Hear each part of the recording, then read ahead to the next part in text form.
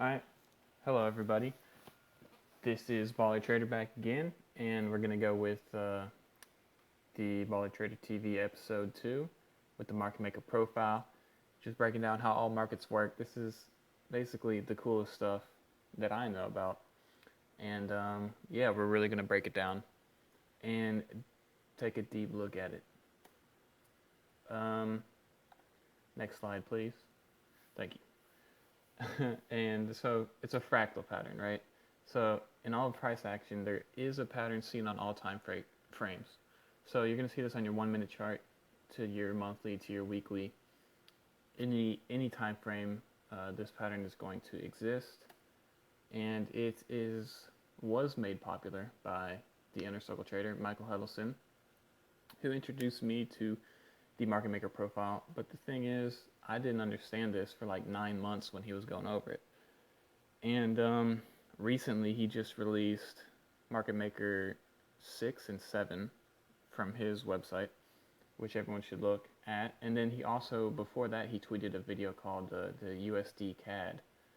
And it's like an example that I took a couple slides and I actually made them slides here. So I took slides from him and made them slides here.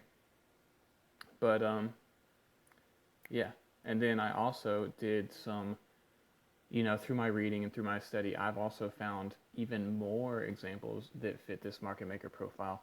And it's just people from different times, people from different asset classes all come together, and they all recognize this one thing about the markets. And so it just gives me more confidence and gives me more depth into this concept. It's pretty exciting stuff. A lot of it is Michael Huddleston's work, but the approach I'm taking with it is like, once I internalize this information, it becomes a part of me, and then once it becomes a part of me, as I try to express it, those ideas are kind of expressed through my own personal way of communicating my ideas, my experiences, which are different from ICT, because ICT's been doing this for 20 years. He probably doesn't even know what it's like to not recognize this pattern. And where I'm coming from is I'm coming from a person that remembers what it's like to struggle with this pattern for 9 months, So I feel like I got some good insight on this topic, and this is going to be really awesome. So let's just get into it and start with the inner circle trader's market maker profile. This is the sell model. The buy model is going to be the exact reverse of this. And basically, the whole theory behind it is that if you want to sell right here, someone else has to take the other side of your trade. So what's going to happen is that at an area of support, that the market makers are going to accumulate orders. So this is an area of accumulation. Now, price is going to break out, retest this high, and it's going to be another reaccumulation of longs. The only reason that they're accumulating longs is because they're market makers. They have to make a market. They have to provide liquidity. So while the sellers need buyers here, the buyers need sellers here. And the market makers conveniently game the system so that, everyone wants to sell the bottom and everyone wants to buy the top. And that is basically what this model is outlining. So there's going to be an accumulation of longs, another accumulation of longs. It's going to reach for an area of resistance. There's going to be a reversal, and this is actually the high probability trade right here. Once market structure breaks down and trades below, it trades off of this key resistance, then this is your high probability trade. It's going to go to another sell zone, and then ultimately they're going to drive it lower so that they can buy it again. But really, the model is all about providing liquidity in the most beneficial way for the market makers, because they make money off of commissions and the fees, but a large part of their, like a dealer's money, comes from just getting people on the wrong side of the trade. So that is the Inner Circle Traders Market Maker Profile, which is actually the same thing as Chris Laurie's Anatomy of a Price Swing, where you have a consolidation where smart money is accumulating long positions, which is going to break out. There's the shock and awe pause, which is really just another consolidation. And then the panic buyers and the FOMO comes into the market right on time when the market makers are selling. They're taking that all that buying liquidity and they are selling it. They are undoing their longs up here or down here, up here. And what that does is you get a breakdown, you get your high probability sell, and you get more sell-offs, which is also what Richard Wyckoff, I think he was around in the 60s or something, maybe the 80s, but you can see this is an accumulation. Price breaks out, tests old highs, and then it goes up pretty high. It's the price markup into a reversal, into another consolidation where smart money will be distributing, and it will break down, test these lows, and then break down more. Now, this is where I came across some things in my reading. It's been, I think I did it in one of my first weekly forecasts. I read this passage, but then after I heard ICT's videos, a light bulb went off in my head, and I was like, damn, dude, this is actually some real shit, because this is George Soros, billionaire investor, and this is his theory of investing. And we'll just read it out loud.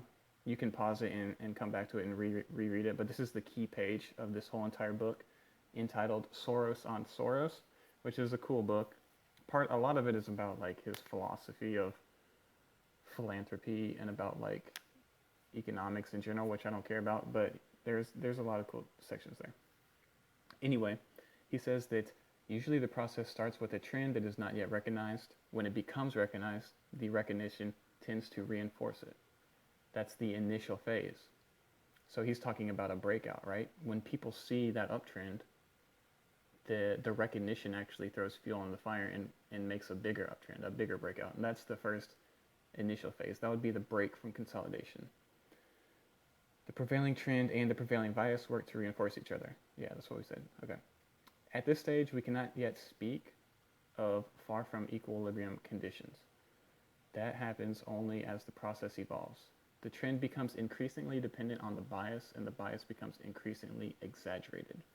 This is what Chris Laurie would refer to as the panic buyers. It's the last leg as price is, screaming to new highs. Everyone's buying it. He says, during this period, both the bias and the trend may be repeatedly tested by external shocks. If they survive the test, they emerge strengthened until they become seemingly unshakable. We may call this the period of acceleration. So I think I jumped the gun. The period of acceleration is when it's screaming towards resistance. The shocks is basically that consolidation after the initial breakout. A point comes when the divergence between the belief and reality becomes so great that the participant's bias comes to be recognized as such. So then you get the moment of truth, and then it's going to reach to resistance. It's going to flatten out. That's the twilight period, but eventually once people lose belief in that bullish trend, the trend reversal it's going to be called the crossover point, and the opposite trend engenders a bias in the opposite direction, causing a catastrophic acceleration that qualifies as a crash. So that's cool, but this is kind of the diagram that I've made from that page. So we've got the unrecognized trend, we've got the initial phase, that's the breakout. We've got so you could call this consolidation, breakout, and then the shocks. There's going to be shocks. What does that mean? Price is going to test some lows. It's going to fake some people out. And it's going to consolidate only to rally off into a key level of resistance. That's called the period of acceleration. Well, once we get into that resistance, that's the twilight period where everyone's waiting around seeing what's going to happen. Eventually, the belief in the bull trend is going to die, causing people to just massively take off their longs. That's the crossover point, reversal, and ultimately crash. So you can see that even George Soros believes in this market maker profile. And he's been trading since the 60s or whatever, maybe 70s, I don't know. But he's been doing it for a long time, and this is his observation of the market. That's pretty cool. Then we got a guy named Nicholas Darvis. Now this book is How I Made $2 Million in the Stock Market.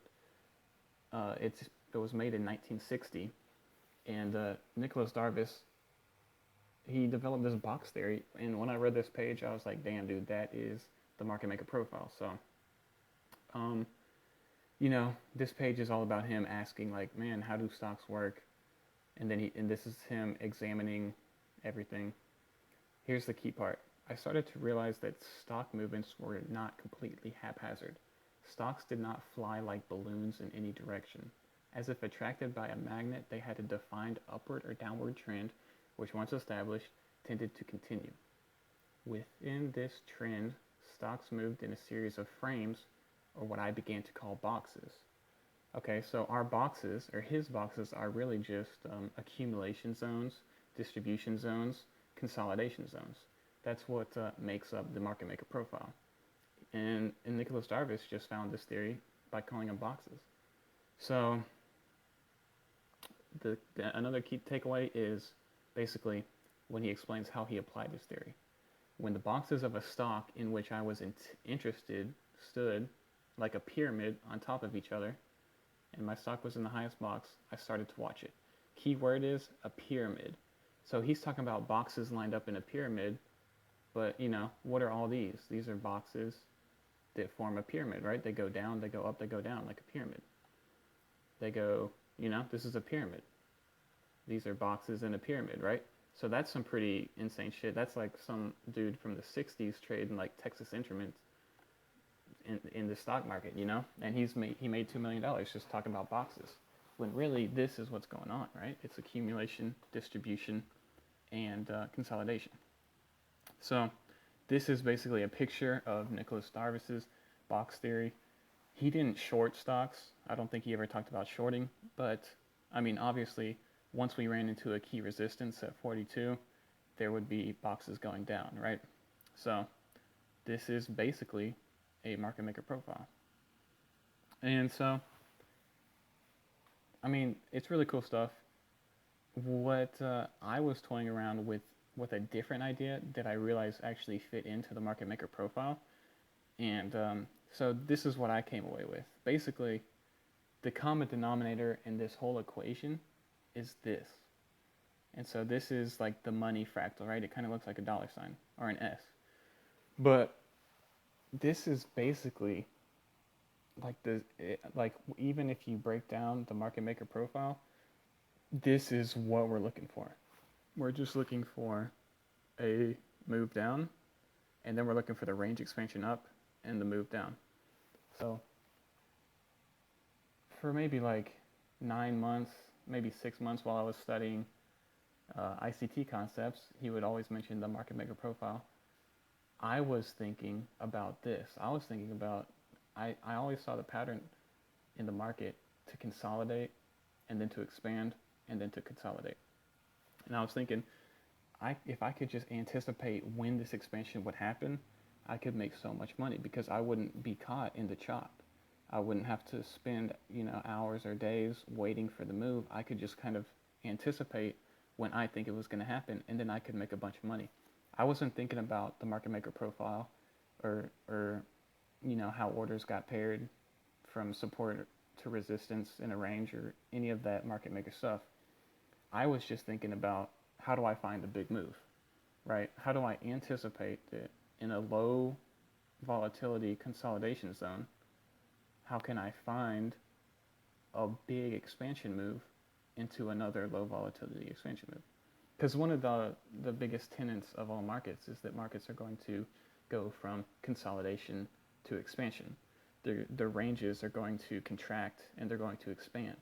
So that's when a light bulb really went off in my head, because when I really understood the market maker profile, and this is the biggest thing I ever got, is that the basic piece that makes up all markets is that fractal right?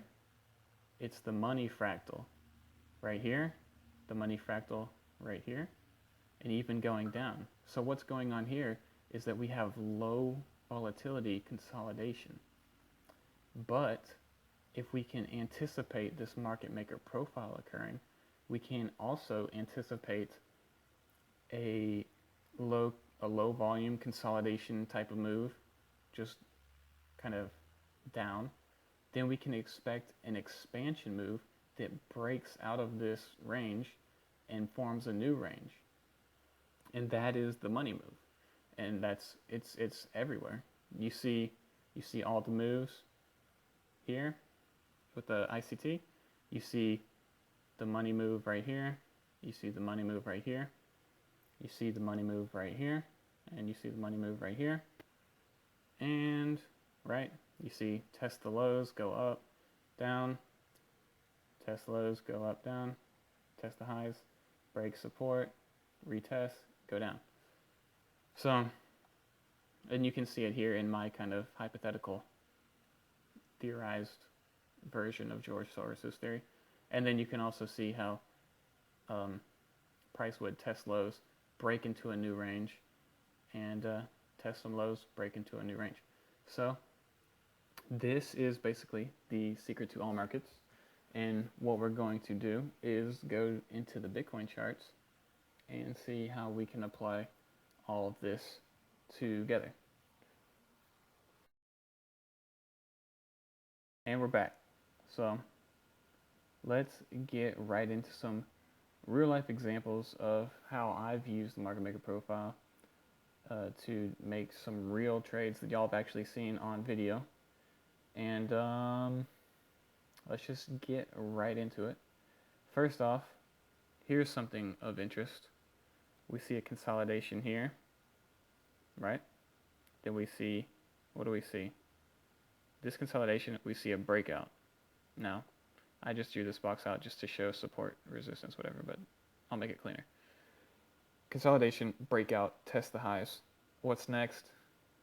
Boom, the money shot, the money fractal. And this is what I had been looking for. This is the fractal I talked about in the slideshow that I figured if I could just find this fractal, I mean, I know there's going to be a consolidation where price just drifts along. I know it's going to crack up, make a huge run, and then I know it's going to kind of, poop around a little bit. So that's the shape of basically my thought process. I knew if I could catch that, that is basically how you make money, right? If you just hunt that little setup, that's basically the best way to do it, in my opinion. So then, the light bulb went off. I saw the market maker profile, and I realized the market maker profile was really just boxes, right? It's just accumulation zones, it's distribution zones, and it is consolidation zones. So if we can, the market maker profile tells a story of what's going on in price. If we can kind of decipher what's going on in that story, we can work within these consolidations to anticipate the move, the explosive move that's coming up. Now, it's not a sure thing that,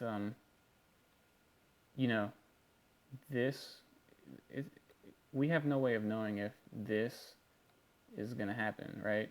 Maybe the money move would just happen out of that consolidation. Maybe we would actually get another consolidation here before we blast it off. But the thing is, when you're focusing on these consolidations, you can limit your risk, and you can enter into trades with such precision that you can kind of just go with the flow, and you can afford to be wrong. You can afford to reevaluate some trades as long as you know kind of like the higher time frame of what's going on, and kind of just like the story that the market maker profile is telling you. That's how I like to think of it, because like we said before, the market maker profile is really just smart money assuming longs here. That's accumulation. You get confirmation of their longs here, and eventually, once they have too many longs, price is just going to go crazy. And this is probably where they short, to be honest.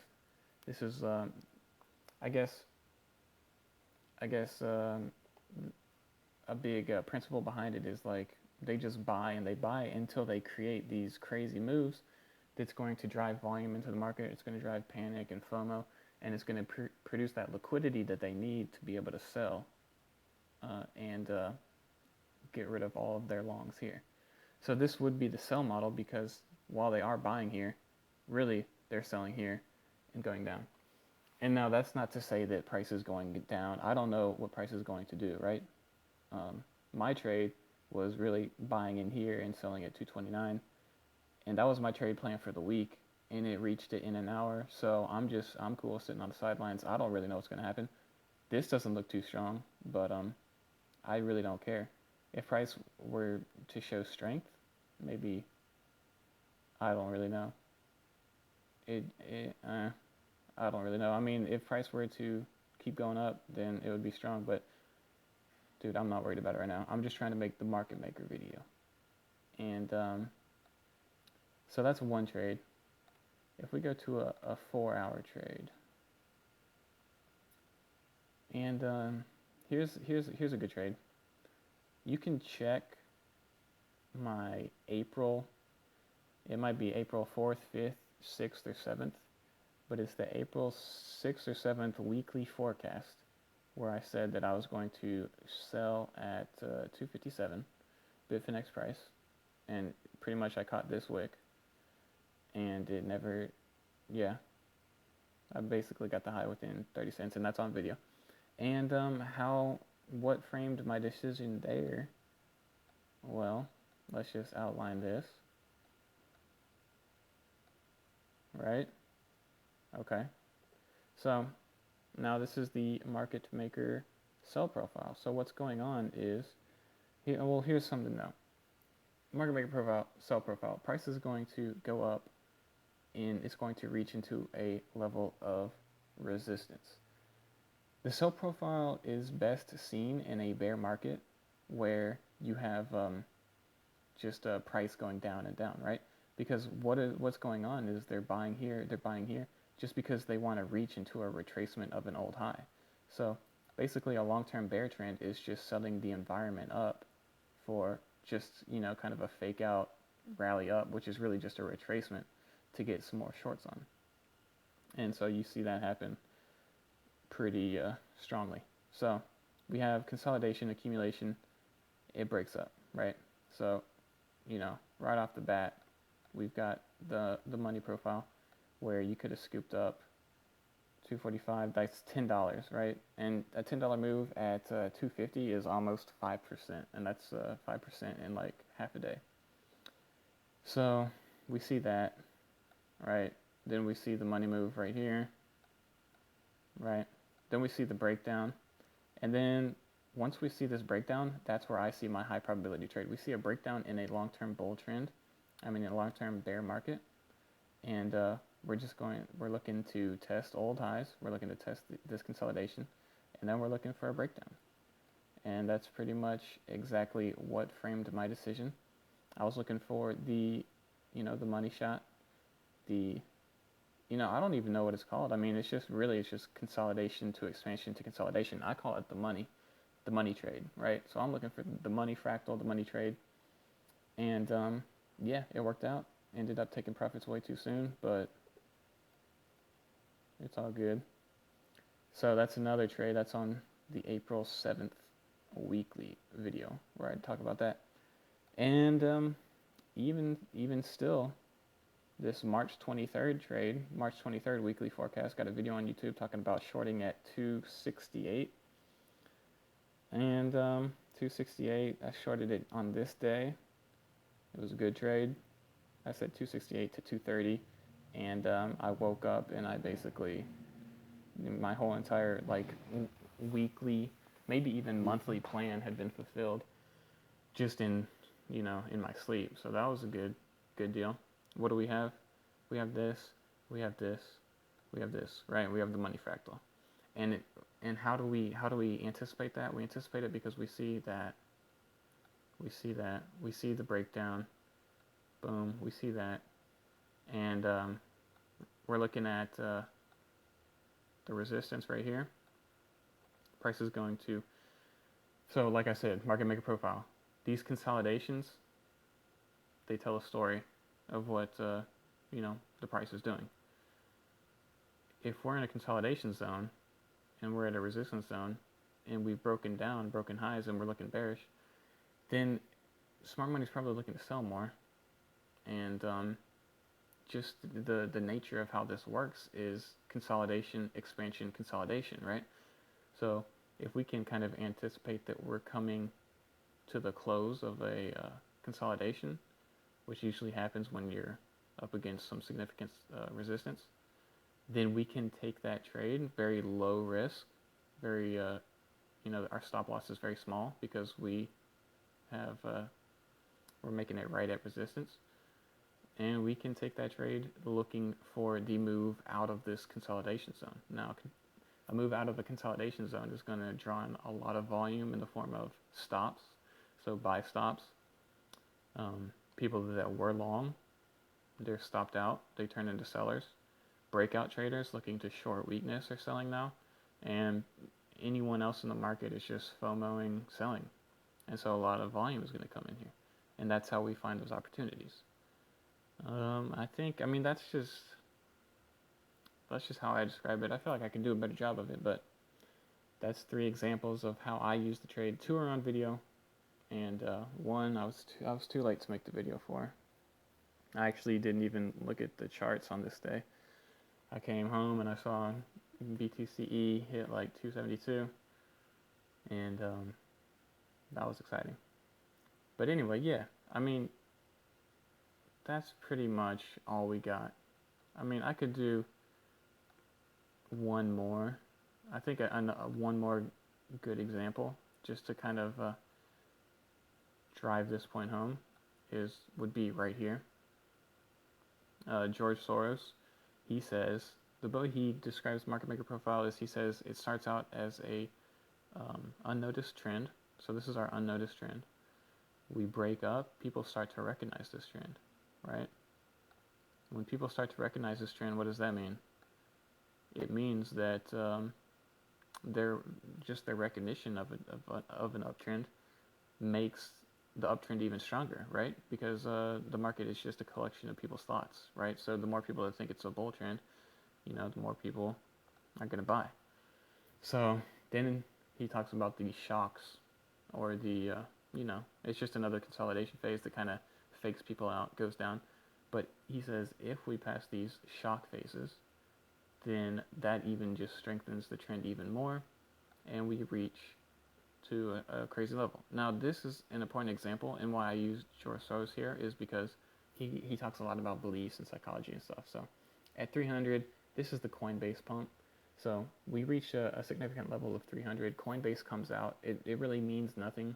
Like, it's a new exchange, so what? So right when that Coinbase exchange comes out, people's beliefs change. They actually see that Coinbase does nothing for Bitcoin. There's no effect. There's no reason for price to go up just because another exchange opened. So the beliefs change, and that's what changes the trend. Changes the trend into a bear trend, and then you get your crash that he talks about. Now, this is a market maker profile, and you don't even need all the fundamental stuff to recognize that this is a consolidation area of accumulation, distribution. Now, the only reason price really went down is because a lot of people were selling here. And smart money certainly was selling all into these green candles. And then a lot of people were just dumping down here. And then we got into another consolidation, another sell zone, and they brought it down even more. And so that is another market maker profile that you don't really need to study like human psychology. It's just the way the market works. It's just buying, generate some volume, generate some more buy volume so that you can sell your position, and then price will go down for you. And that is the market maker profile. That's all I really have to say. I'm really excited about this concept of kind of just finding these zones I guess the market maker profile is a blueprint of what you can expect price action to do. And you can narrow your focus in on these consolidation zones and kind of look to anticipate the breakouts. And it's really exciting stuff. It's, I think, it's definitely the way I like to trade. And it's not to say that if you want to do your trend lines or if you want to do RSI, you can do all that stuff. But you should definitely have this profile in mind, and you should definitely have the mentality of getting in when you think there's some kind of stupid consolidation, weak consolidation going up, and then holding and looking for that profit expansion phase, or that, the money shot phase. And really, that is all I have to say on the topic. That was Baller Trader TV episode 2, how all markets work. And yeah, man, just like all my stuff, subscribe on YouTube, follow me on Twitter. I don't know what next video is going to be. I don't know when it's going to be out, but it's probably going to be awesome. But I don't know if it's going to be as awesome as this video, because this video is really awesome. But yeah, man, have a good day. Good luck, good trading. Peace, man.